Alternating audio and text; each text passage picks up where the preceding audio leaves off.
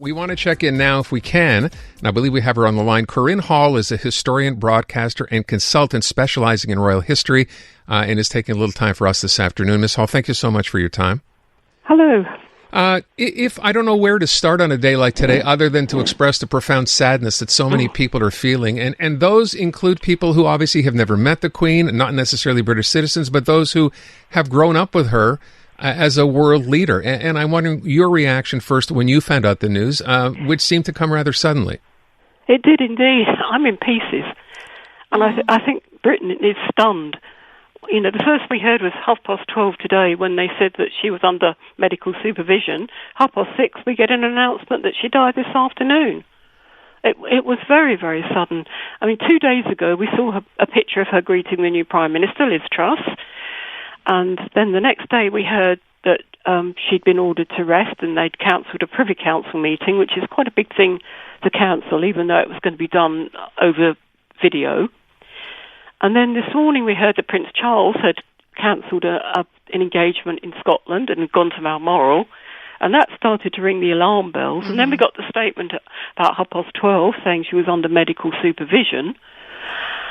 And well, you know, nobody knew anything. We thought we'd get an update this evening that, perhaps she'd had a good night, or she was doing this, or there was this happening. What we get is suddenly a statement she died. It was so sudden. Everybody is stunned, and we're all in pieces over here, I tell you. You know, I wonder, as you described this, and that's something we noted as well, we'd assumed, basically, as you said, she'd sworn in Liz Truss a couple of days ago. On Tuesday. Do you think they knew that the situation was more dire than it was and just preferred not to have everyone know? Well, they don't normally give updates on the Queen's health. They don't give bulletins and comments. They never comment on the Queen's health. So it wasn't so much that. We did notice and thought she looked frail, but people were saying, well, you know, her mind is active and she was doing this and that and she seemed all right. And but, of course, she was 96. We don't know what's happened, you see. If there was any underlying medical condition they haven't told us about, or if something suddenly happened. They denied. There were reports going around this afternoon she'd had a fall, but they denied that. So we don't actually know. Will we know? Will they release that information? I don't know. Yeah.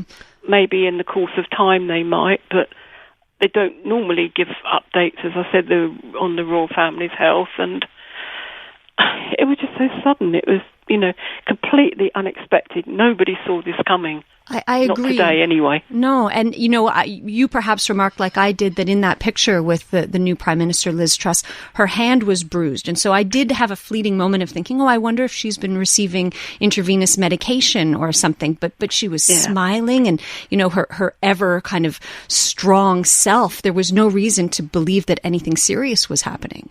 That business of the bruised hand came up on the media here as well. And some people said, it's a sign of her age.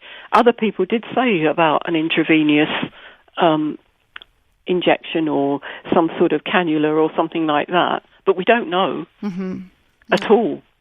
And as I said, they denied she'd had a fall. That they did deny this afternoon. But we don't know the actual cause. Yeah. At all, apart from what they have so far told us. They kept going on about mobility problems, but you have to wonder if there was more there than that. Yeah. Can I ask you, as a royal historian, and the thing that's so far from people we've talked to and texts that we've been reading from listeners, the impact that she had on people and why you think it was as great as it was? Because she was always there, because her watchwords were duty, service, stability. When something happened, like in the pandemic, she came on and gave a speech to the nation saying, it'll be all right, we will meet again, you know, things will get better, that sort of thing. And, of course, at Christmas, there was always the Christmas broadcast. Everyone sat down at 3:00 to watch the Queen. Even when I've been abroad at Christmas, somebody British has always said, it's 3:00, the Queen must be on now. Yeah, and these were back in days, years ago, when you couldn't see the thing. You just knew it was 3:00 in England, even if you're on the other side of the world, and that the Queen was on. It's that continuity, that stability, that we've always had her there. And I think that's going to be very difficult to follow. Yeah, and more so than any other British monarch. When you stop and think about it, I understand 70 years is a long, long reign, but, British history goes back hundreds of years. So it almost makes you ask the question, why her? Well, for one thing, you've now got 24-hour news, which we never had before, only in the last few years. So, of course, it's in your face the whole time when anything happens. That's one thing. But she's the most travelled monarch. She's the most photographed monarch. She's the most well-known monarch. Probably the most famous woman on the planet. Everybody knows her. And I think that's got a lot to do with it. She was so respected by everybody. Even people who were Republicans said, well, I'm a Republican, but I do respect her as a person. How could you not, right? When she worked so hard and gave so much of herself every minute of every day. Duty and service. Her watchword since she was a child, yes. How do you think King Charles will be received? It seems soon to ask that. But... Well, hopefully we'll know a bit more about that tomorrow. Obviously, people will accept him. He is the king now. I just think it's just going to be a bit of a transition while people get used to the idea that, Prince William is now, for instance, technically the Prince of Wales, or it probably won't be announced for a little while to let people get used to things. I think people have just got to settle down and get used to the new hierarchy, the new order, if you like, and then, we'll see.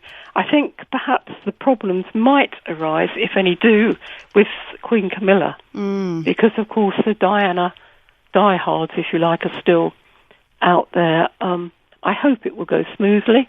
The Queen herself wished it would go smoothly. And I just hope that they get sort of through this transition period and everything will settle down when people get used to the idea a bit more. I hope so too, and I think there will be. I hope there will be a feeling of wanting to give that to the Queen, like give that respect, show her that's what she would have wanted, and in a way, it's our duty to provide that. Yes. Can I ask though that with respect to Camilla, I mean, we all know, of course, after Princess Diana, why is this still an issue for so many Brits? It's a difficult one. There's a lot of people out there who blame her for what happened with Diana, I think, and the breakdown of the marriage and all that sort of thing. There are people out there still who believe that, and they, are anti-Camilla, and that's really it, I think, at the moment. Okay. But, I mean, Camilla has made Charles happy. She has settled him down a lot to what he was.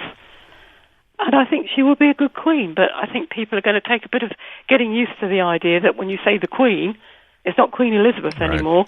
It's the Queen Consort, Camilla. I think it'll just take a bit of getting used to. I'll admit that I had exactly that reaction. I was already sort of taking in King Charles. Like, it's hard to just imagine. We've never had anything but Queen Elizabeth. Okay, all right, so it's going to be King Charles.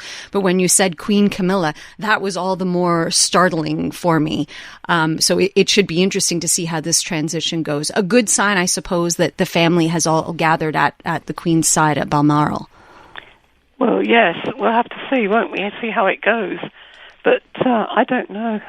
It's difficult to get used to the idea at the moment. I still haven't got my head around the fact that the Queen isn't the Queen. She's not here anymore. Yeah.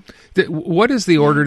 Clearly there are plans, and I'm sure they've been laid out long before we heard of her passing today. How will that work? Well, there'll be an accession council tomorrow morning, and then he will be also proclaimed at St James's Palace by the heralds. That's quite a ceremony from what I've seen of the old films. The Queen actually will be brought to London, Queen Elizabeth, and there'll be a lying in state, probably at Westminster Hall. And I would imagine thousands and thousands of people will turn out if it's anything on the scale of when the Queen Mother died. And then, of course, the funeral plans have been in place for absolutely years. Yeah. And they've been rehearsed for years and years and years, very early in the morning. Oh. So that all those plans now will be put into action. I read somewhere that she will lie in state for 3 days. Is that the norm? That's the usual, yes. Okay. Difficult day for everyone. Natasha, I'm sorry. I think Before we run out of time, we've spoken about, her legacy and just what a truly remarkable woman she was. I'd love to hear from you, because you're clearly very affected by this loss, Ms. Hall. How will Queen Elizabeth II be remembered? Duty and service, I think. She's barely put a foot wrong in 70 years of reign. And that's a very difficult thing to do. She has served the country brilliantly. Mm-hmm. Absolutely brilliantly. Country more or less before everything else too. And I think it's this idea of duty, service and steadfastness that is her legacy, and that she'll be remembered for. We thank you so much for your time this afternoon. Very, very much appreciated. You're welcome.